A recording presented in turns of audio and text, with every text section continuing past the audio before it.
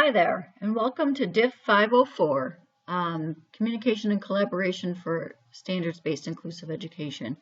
In this video, I'm going to go over the syllabus, the layout of the Moodle site for the class, and review one of the assignments that you get started on for the class. So what you have on the syllabus, and this is on Moodle, you can print it off, is my email address, my home phone number, my cell phone number, my office phone. The easiest way to reach me is through email. I do check my email very frequently on my phone. So unless you have a very pressing issue, if it's just a question related to class, please email me. If you're going to be running late for class or if you're sick, please call or text me on my cell phone. Since this is a Buffalo Center class, I do spend Friday night in the Hamburg area, so I won't be on my home phone. The easiest way to reach me during class session would be on my cell phone. So there is no required textbook. That does not mean that there aren't any readings. There are plenty of readings. The reason there's no textbook is that most of the textbooks that we could use for this class are more geared towards undergraduates, and the class is focused on collaboration and communication, more refined skills than are generally reflected in those textbooks. So I don't use one. So you should have or should be taking DIFF 511. I know some of you are not, and that's perfectly acceptable. What you see in the program goals are the CEC standards and elements and the NAGC standards and elements. The program is designed to meet both sets of professional standards.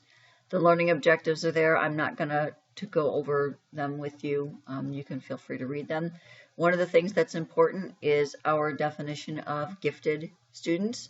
We follow the National Association for Gifted Children definition, which is students or people who demonstrate outstanding levels of aptitude and the 10% higher 10% of performance in any domain, and those domains are defined as something with its own symbol system, so mathematics, music, language, or sensory motor skills, painting, dance, and sports. There are different definitions of gifted. There's a federal definition, there's a state definition, but we follow the NAGC definition, which is co-developed by CEC. Those two agencies tend to work hand in hand. If you look back up at the standards and elements, you'll see that they're very, very similar, just some minor changes in language. Field experience, you will need to complete 2 field-based projects, a person-centered plan and a co-teaching lesson. So many of you are already in a field placement for another class or in your own jobs. If you are not in a field placement and if you need us to find one for you, please let me know as soon as possible.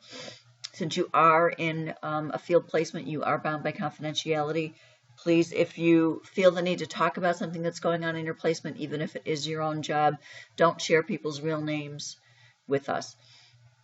There are several requirements. The co-teaching project, which is due towards the end of the session, person-centered planning, which is due towards the end, and the social media project, which is due June 10th and 11th.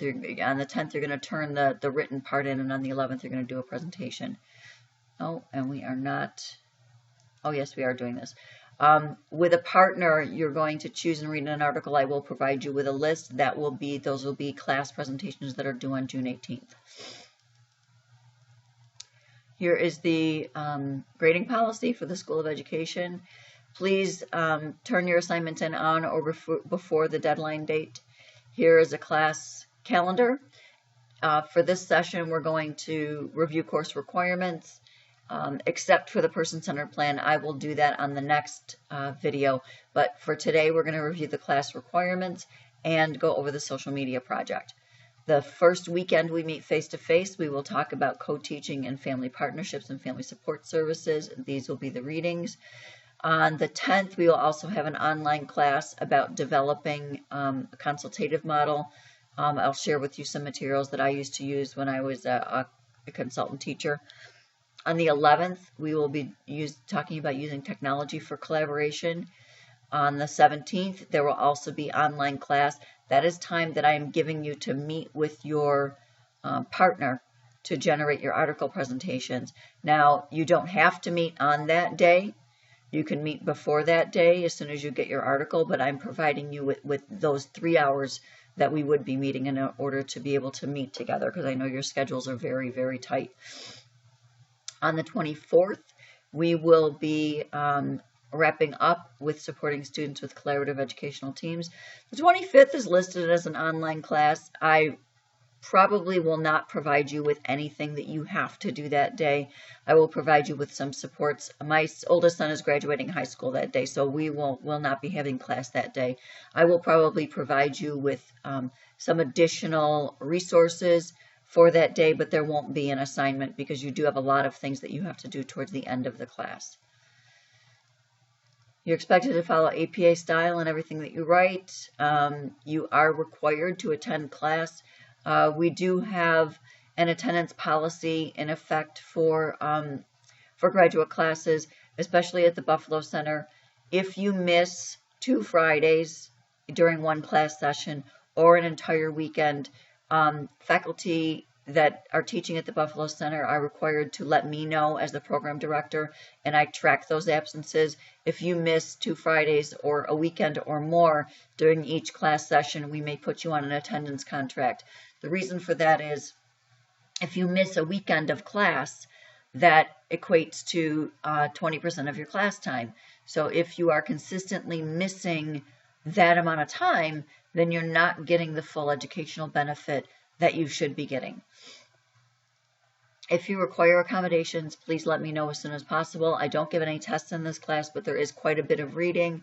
I won't be requiring you to take notes, but if you feel that you need some kind of accommodations and you have the supporting documentation, please let me know. There's the conceptual framework, and there is a short bibliography.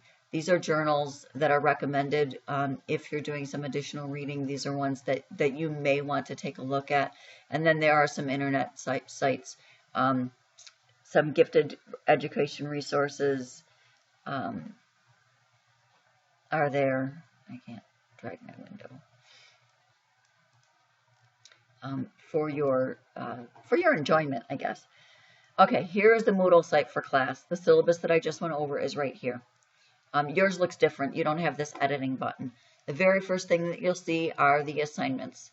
I will just quickly review with you the co-teaching project, although don't start it yet until we have the class on co-teaching. Here's the outline that shows you what to do. Okay, each one of you is going to participate in the development and delivery of a co-taught lesson. This should be done in your field placement. You're going to include a description of the setting and your relationship to the teacher, discuss any demographic information about the district, the classroom and the students, descriptive information about the teachers, including yourself. This is to kind of give me a snapshot of exactly what kind of a setting and co-teaching situation you were in. The next section is planning. How were you able to find time to plan together? How much time did you have? How were you able to determine who's responsible for what part of the planning? Give specific examples. It may be that your background is in mathematics and the teacher that you're working with doesn't have a strong math background, so that you're doing the review of the math portion of the lesson. Who prepared materials and gathered resources?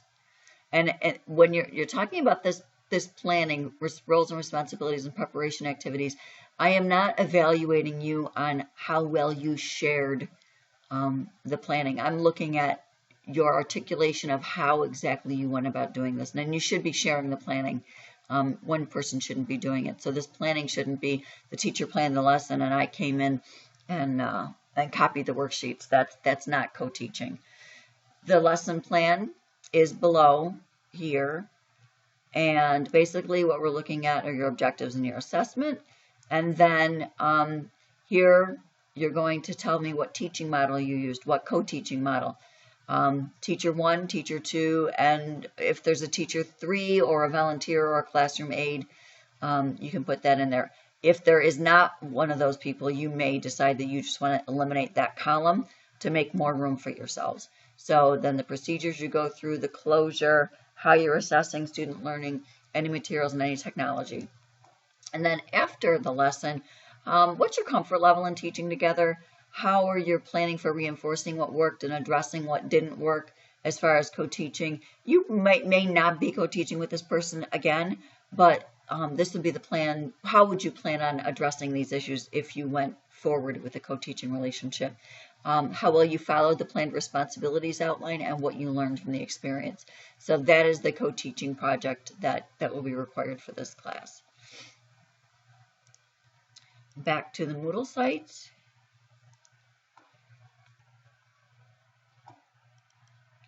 Another assignment is the person-centered plan. I will go over that in the next video. You see something here called extras.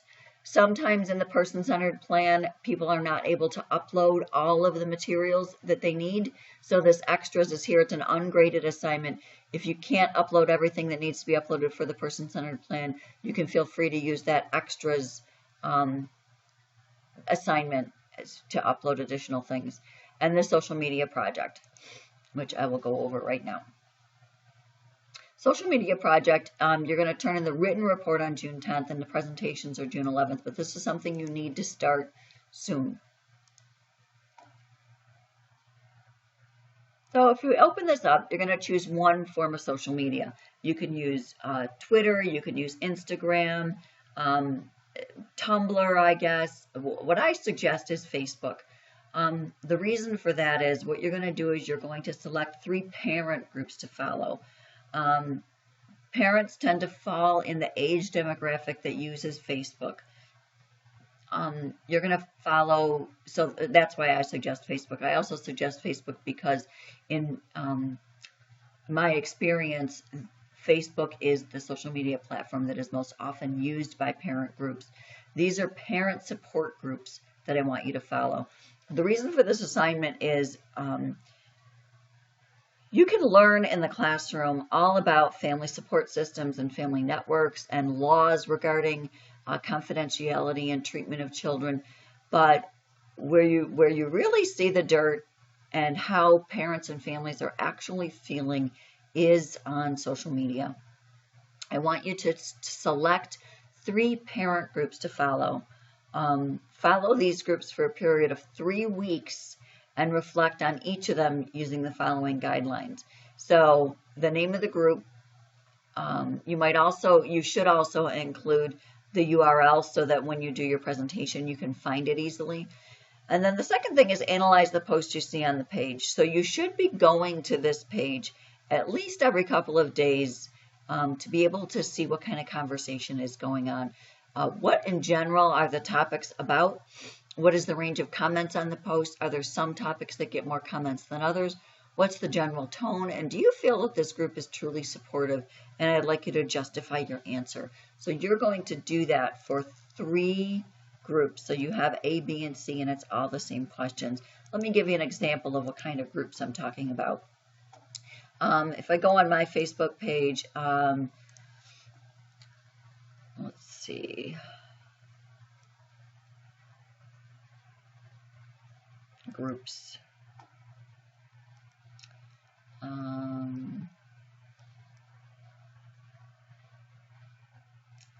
Boy, I follow a lot of groups. And these are not really the groups I'm looking for.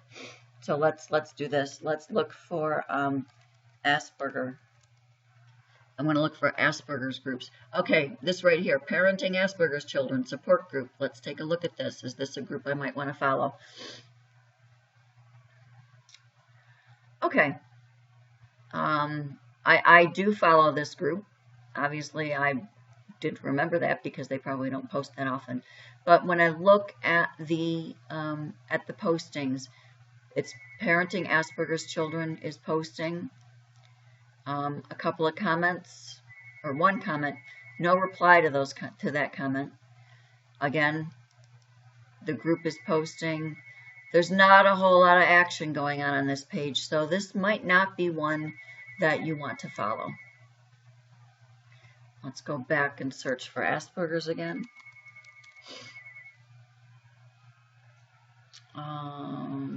Asperger Autism Network. Let's look at this one. Okay, Please join us for a webinar. What's your challenge for today? Okay, there's some comments, so it's a little bit more active. I probably still don't want to follow it. I'm looking for active parent support groups. Okay, where was I? Let's see, Asperger. Asperger experts, we don't want that. Books, we don't want that. Asperger Support Network, do we click on this? Okay, supporting autism awareness. Let's see. Oh, a member shares her blog. So the post is by the group, but there is a member sharing. So that looks good. Member question. Oh, and some responses. So that's actually, that's pretty good. There's a lot of action on this page. So this would be one that I probably would want to follow. Just by looking through, it looks like there's the group is selecting what gets posted, so to make sure that things are appropriate. So I would think that yes, because this is about parents asking questions about their children, talking about their children. So I would say that yes, this would be a good group to follow. You can choose your 3 groups all based on the same issue. You don't need to. Let's do ADHD. Parents of children with ADHD.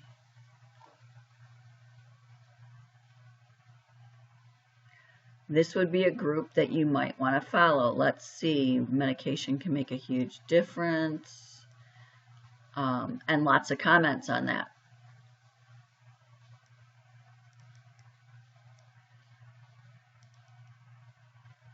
Comments. So this one does have comments. It looks pretty good. Looking for parents of children, blah, blah, blah, blah, blah. All right, so that one's not bad. Let me look for another ADHD. Parents of children with ADHD. Oh, Liz already follows that group. There's actually several parents of children with ADHD. So let's look at this one.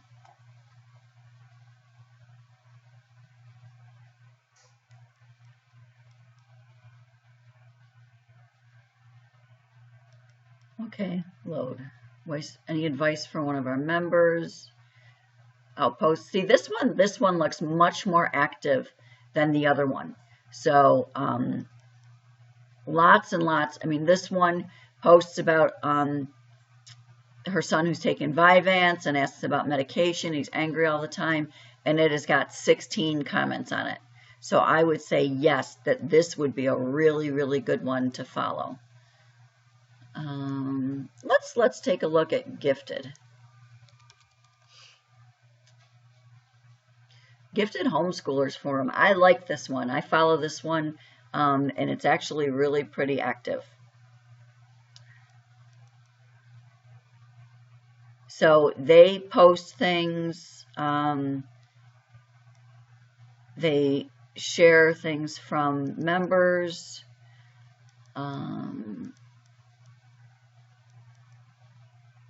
Come on, keep going. Oh, that's it. So I guess they're not quite as active as they used to be. So I probably wouldn't follow that one since there's not that much action.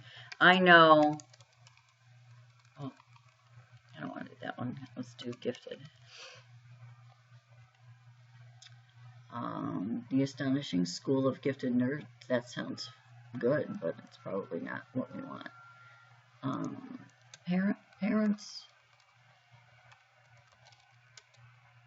Parents of kids in special education.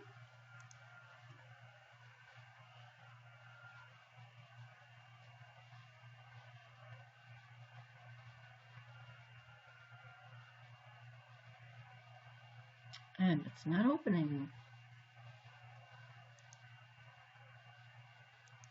Okay, here it goes.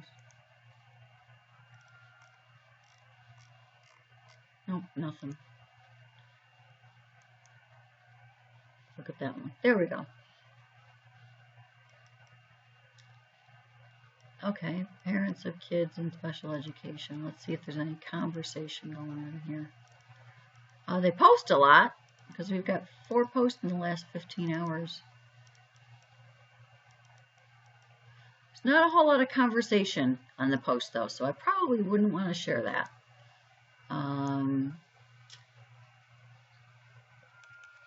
Let's look for opting out. Seattle opt out. Opt out Florida. Opt out United. Oh boy. Let's look at Seattle opt out.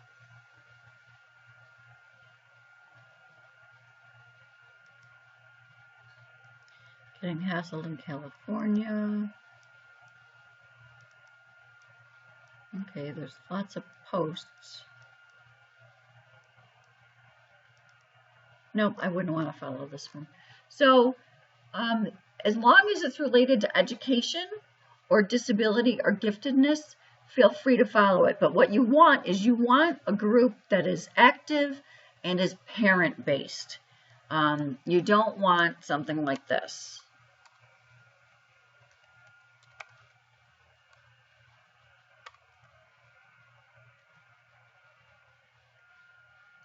This is if you look for gifted, this will probably come up. I mean, this is a good group to follow, but it's not what we're looking for this assignment. This is the Davidson Gifted group. It's very active. There's lots of comments. There's lots of stuff going on, but it is a group for educators. The purpose of this assignment is for you to get an insider's look at what happens when parents need to vent. So let's say, I don't know what we're going to find. Fed up parents. Parents fed up. Let's see what this says. Oh, the court system.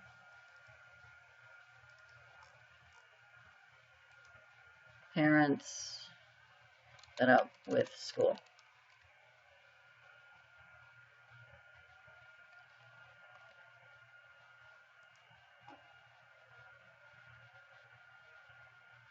It's probably not going to give us much.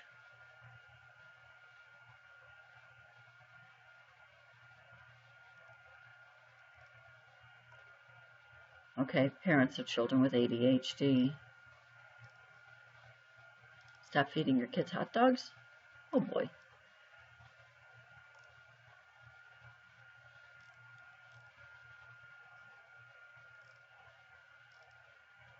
No, I don't see anything. But, you know, feel free to send me a link to something if you're not sure if it's going to work for this assignment. This is due June 10th, so you need to choose your 3 groups soon so that you can get enough information to be able to share it. What's going to happen is you're going to do that write-up for each of your groups and submit that online. And then on the 11th, you're going to show us your social media groups and share with us what you learned from them. So hopefully this will be a rewarding, meaningful experience for everybody. When I've done this activity in the past, students have really liked it. We tend not to think of using social media for educational purposes, but I use it for educational purposes all the time.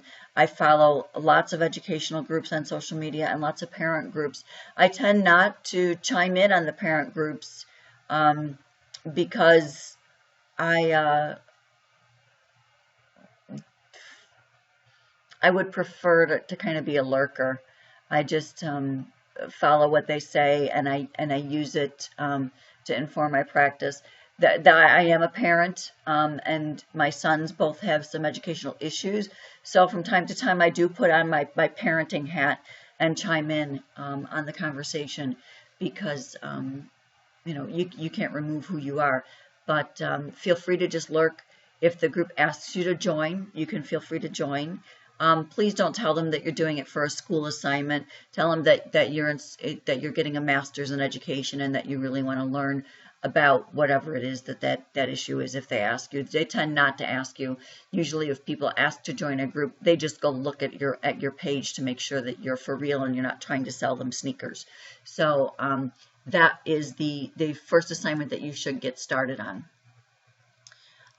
That's the social media assignment. And it's actually due in 20 days. So let's say 3-ish weeks. You're going to follow it. Probably you'll start writing this up on the 8th or the 9th. But you need to follow those groups for a little bit of time. If we go back to the Moodle site, to the beginning, you'll see those are the assignments. The class is organized by weeks. So here are all the readings and the resources you need for the first week. Now, these you can't see. They're there, but I have hid them because you don't need them. Week 2 will be posted soon. Week 3, week 4, and week 5 will also be posted soon. One of the things I want to show you about Moodle is you can, by clicking on participants, you can email somebody else in the group if you're not in the class. If you want to talk to somebody and you are not sure of their email or their name, like if Sabrina is in a group with Christina and you don't know each other's email address, you can click on, let's click on Christina, and you can send her a message. Okay. You can also, you may not be aware, you can add a picture to your Moodle site. Let me see if I can figure out how to do that. Okay, I'll do it right here. You should see your name up here, and you can edit your profile.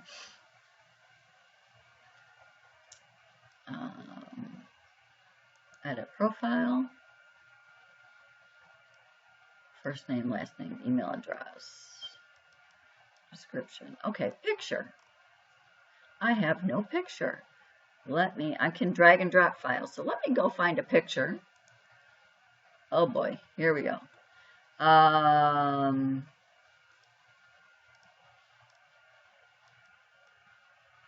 picture of me would be good, huh?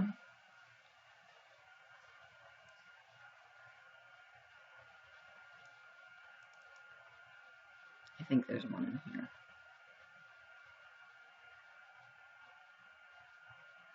Yep, there's one. So you can drag and drop your picture in. And then update.